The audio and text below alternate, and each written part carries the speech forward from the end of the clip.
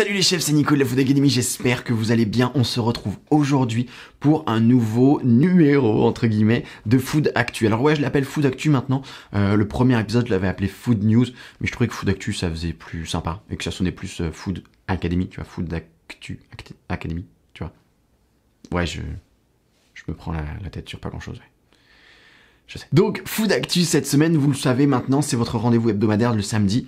On se débriefe les actus qui m'ont interpellé, qui m'ont plu, qui m'ont intéressé ou que je veux vous faire partager au cours de la semaine. Tous les samedis, vous avez ce rendez-vous hebdomadaire. Donc aujourd'hui, on va traiter de 5 sujets. C'est parti pour le sommaire. Au sommaire donc de ce Food Actu, premier sujet dont on va parler, une newsletter, un site, un blog qui propose donc cette newsletter autour des femmes en cuisine 100% féminin donc et qui soutient un petit peu les femmes et le monde féminin dans la cuisine. Deuxième sujet, l'art dans la cuisine et dans la gastronomie. Ça va être un chef et un historien de l'art qui s'est inspiré d'une œuvre d'art qui l'a marqué, qui l'a choqué dans une exposition. On va en parler de cette œuvre pour créer un dessert autour de ça. Troisième sujet, ça va être autour de Top Chef. On va parler un petit peu des pages People, même si voilà, c'est pas forcément mes sujets de prédilection. J'aime pas trop tout ce qui est People et un peu les choux gras de la presse. Mais là, c'est sur Top Chef et ça concerne un participant actuel de Top Chef qui apparemment aurait fréquenté avant sa participation d'anciens participants à Top Chef, justement. Quatrième sujet, on va découvrir ensemble un nouveau mot de la gastronomie, ou du moins de la cuisine, ou des manières de manger. On va voir ça ensemble, comment vous l'appellerez, sur la nostalgie des restaurants qui sont malheureusement fermés depuis bientôt, allez, on va dire grosso modo un an, grosso modo. Et enfin, dernier sujet, c'est le New York Times qui nous livre un article sur les cantines à Lyon qui ont décidé de bannir, par l'intermédiaire du maire de Lyon, de bannir la viande dans les menus des cantines le midi dans les écoles lyonnaises. Article très intéressant, on va parler de ça ensemble. Allez, c'est parti pour le premier sujet dont on traitait dans le sommaire, ce média, ce blog 100% féminin dans la food, dans la cuisine, dans la gastronomie, dans l'actualité culinaire, Q de poule, donc CULS, Q au pluriel, -de-poule, c'est évidemment un site.fr. Je vous mettrai, vous aurez évidemment toutes les images juste sur le côté et je vous mettrai évidemment le lien dans la description. Elle s'auto-décrit comme le média des bonnes femmes et de la bonne bouffe. Alors, la page d'accueil vous accueille, c'est le cas de le dire, ainsi, citez 50 acteurs de la food. Vous avez 1 minute 30. Maintenant, citez 50 actrices de la food. Vous avez 4 heures. Vous avez toujours pas fini sur les actrices? Bah, c'est normal. Elles sont beaucoup moins mises en avant que les hommes. Et paf, c'est là que débarque Cul de poule, le média digital qui parle des femmes, des métiers de bouche. Et ça, c'est très très important, un média 100% féminin.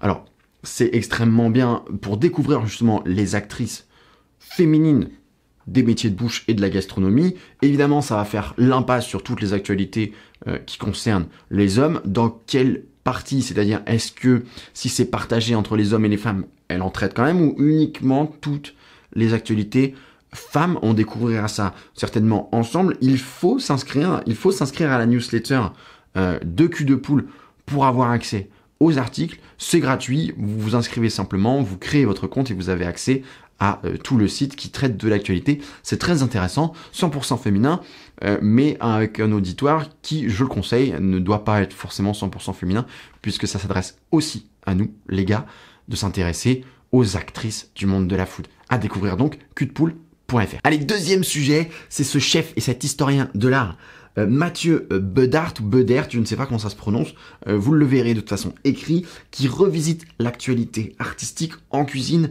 Donc c'est cette semaine, cette inspiration du chef Mathieu Bedart qui en cuisine a décidé de créer un dessert autour d'une œuvre d'art et grâce à une œuvre d'art qui l'a inspiré. Alors c'est cette œuvre d'art qui a été exposée à la galerie Greta Mertz. Je vous verrai l'image juste à côté, qui est en fait une toile tendue sur un cadre travaillé avec du sucre. Alors, on peut voir en deux temps cette œuvre d'art. Le fond, qui on dirait une espèce de pâte, un peu pâte brisée, pâte sablée, ou pâte sucrée, et qui est recouverte juste en son centre, pareil, d'une deuxième pâte qui paraît un petit peu pâte de sucre, qui peut après se travailler en forme de décor. Et on voit donc cette toile juste sur la gauche qui recouvre cette préparation, une toile tendue sur un cadre qui permet voilà, d'encadrer cette préparation, cette double préparation sucrée, et qui la laisse s'entrevoir malgré tout au travers. Alors, ça a inspiré la création d'un dessert dont le sucre est le fil conducteur. Donc, cette inspiration qui a été faite par Mathieu Bodart, le chef et historien de l'art. Et il a créé ce dessert, un parfait glacé à la pistache avec une meringue. Alors, d'où lui est venue cette inspiration? Comment il en est arrivé à ce dessert? On ne comprend pas forcément pourquoi. On n'a pas la photo et l'image de ce parfait glacé à la pistache. Peut-être sur son Instagram à lui ou sur ses réseaux à lui, on aurait eu la photo. Si je l'ai eu, je vous la mettrai évidemment à apparaître à l'écran. Si vous ne l'avez pas, c'est que je n'ai pas réussi à l'obtenir. Donc, cette recette de parfait glacé à la pistache qui, vous le verrez défiler à côté de vous, enfin à côté de moi et en face de vous. On a les ingrédients, on a la préparation, voilà, on a toutes les indications pour le faire. Ça a l'air quand même très très bon, un parfait glacé à la pistache. Pour les beaux jours qui arrivent, on est très très très client. Allez, troisième article, troisième actu, donc prévu au sommaire, on parle de Top Chef. On va parler un petit peu people, c'est purepeople.com qui sort cet article. Alors, même si je suis pas forcément très très fan de ce genre d'article people, parce que ça a un petit peu mauvaise réputation et on a tendance à avoir du mal à démêler le vrai du faux, là, ça parle de Top Chef et ça a pas l'air non plus dramatique, et ça a pas l'air non plus complètement inventé, puisque c'est une photo qui a été retrouvée de 2019 sur l'Instagram de Mathias Marc, actuel candidat de Top Chef de la saison 2021, qui, on le rappelle, après les départs d'Adrien, Yohei, Jarvis, Mathieu, Pierre et Bruno, ils ne sont plus que 9 encore en liste dans Top Chef 2021, dont Mathias, Marc, évidemment, il y a Mohamed, Chloé, Sarah, Baptiste, Thomas, Pauline, Charline et Arnaud, en plus de Mathias, encore en liste donc dans la compétition.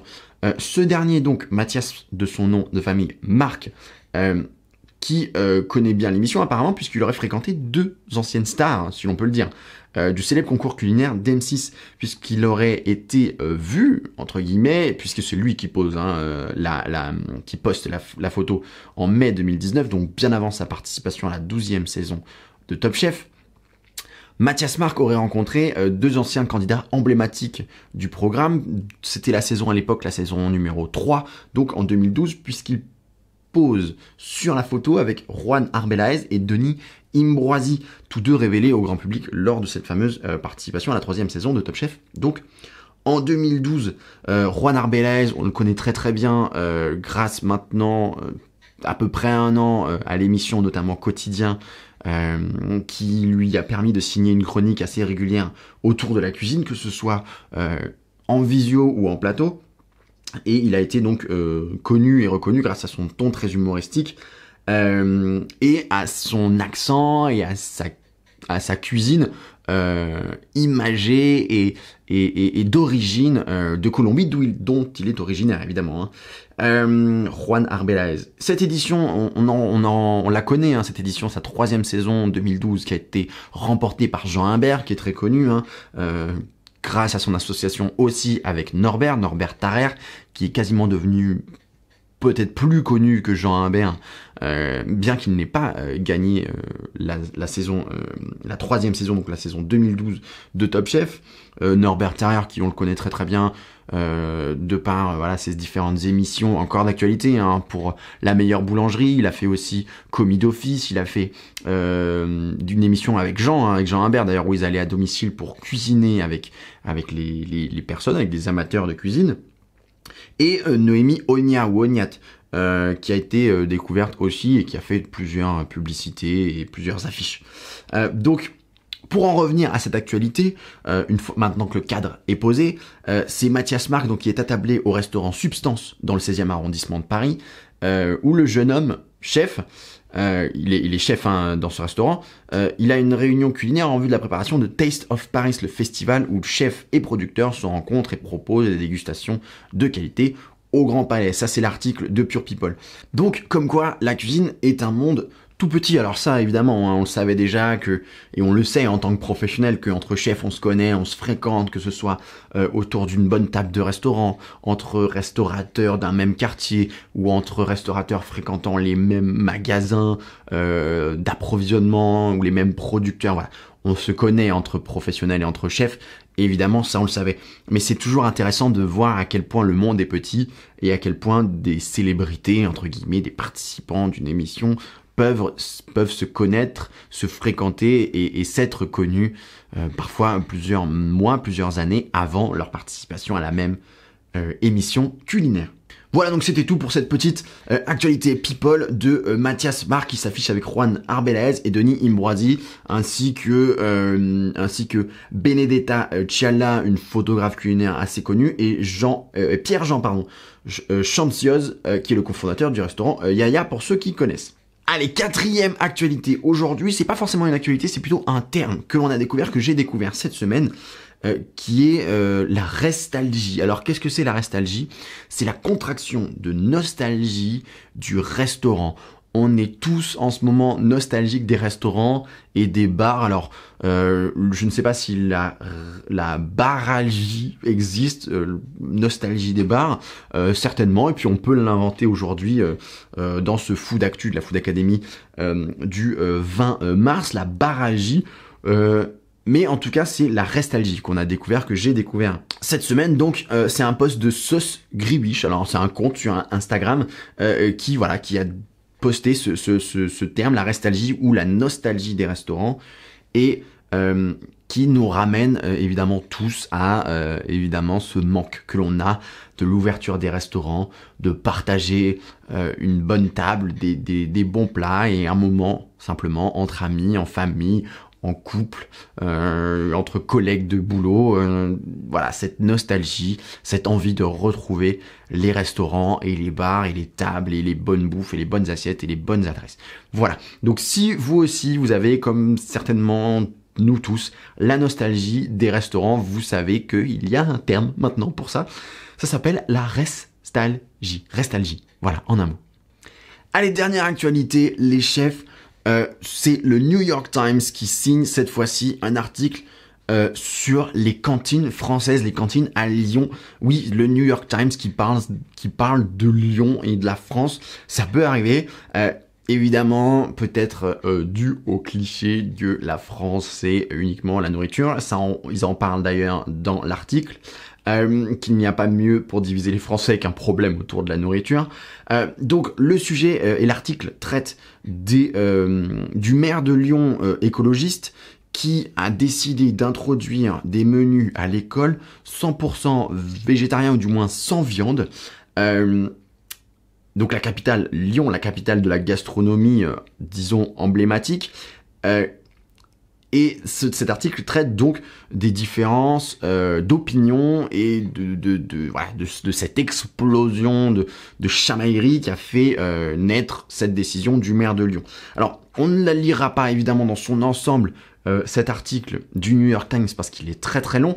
Enfin, il est assez long, mais en tout cas très très intéressant. Donc je vous mettrai évidemment, comme les autres actualités d'aujourd'hui, le lien dans la description. Mais c'est peut-être le lien que je vous encourage le plus à aller voir, parce que l'article est extrêmement intéressant. Alors il est évidemment en anglais, mais il est traductible sans problème via votre navigateur internet. Et même s'il y a quelques incohérences linguistiques et que c'est pas très très bien traduit par le navigateur, ça reste complètement compréhensible et lisible. On comprend les petites expressions qui sont pas forcément bien traduites. Ce qui reste quand même intéressant, c'est le débat politique que cela a créé, les vives réactions d'un côté comme de l'autre des différents partis politiques, mais également des acteurs de la gastronomie lyonnaise. Il y a évidemment le maire qui s'exprime dans cet article, il y a les différents partis politiques, les ministres de l'agriculture, les ministres de l'écologie, il y a également des bouchers, un boucher très très connu, centenaire, de Lyon qui s'exprime. Voilà, c'est très très intéressant. Je vous invite, je le fais défiler en même temps. On voit une photo de Paul Bocuse qui est évidemment une figure emblématique, pour ne pas dire la figure emblématique de la gastronomie lyonnaise. Voilà, c'est très très très intéressant. Le maire y expose ses raisons. Pourquoi est-ce qu'il a fait ça? Pourquoi est-ce qu'il a décidé ça? Ça traite évidemment peut-être d'écologie, peut-être un petit peu trop poussé. Voilà, c'est extrêmement intéressant. Ça amène un débat philosophique, écologique et légèrement politique qui est très très intéressant. Je suis pas du tout porté sur la politique et ça m'a vraiment intéressé. Et ça amène au débat très constructif et je vous invite à en parler évidemment entre vous. C'est le but de Food Actu, c'est d'ouvrir au débat et à la discussion. Voilà les chefs, c'est tout pour ce Food Actu. Je vous ferai un petit sondage dans la description, dans le petit i, vous n'hésitez pas à aller le voir pour savoir si, pour cette dernière actualité, ce dernier article du New York Times sur la viande qui disparaît des cantines lyonnaises le midi, est-ce que vous êtes pour, est-ce que vous êtes contre, est-ce que vous vous en fichez ou est-ce que vous avez une autre opinion et laquelle elle est? N'hésitez pas à le mettre dans les commentaires et n'hésitez pas à aller faire le petit sondage, ça prend 2 clics, oui ou non, dans le petit i qui sera juste là.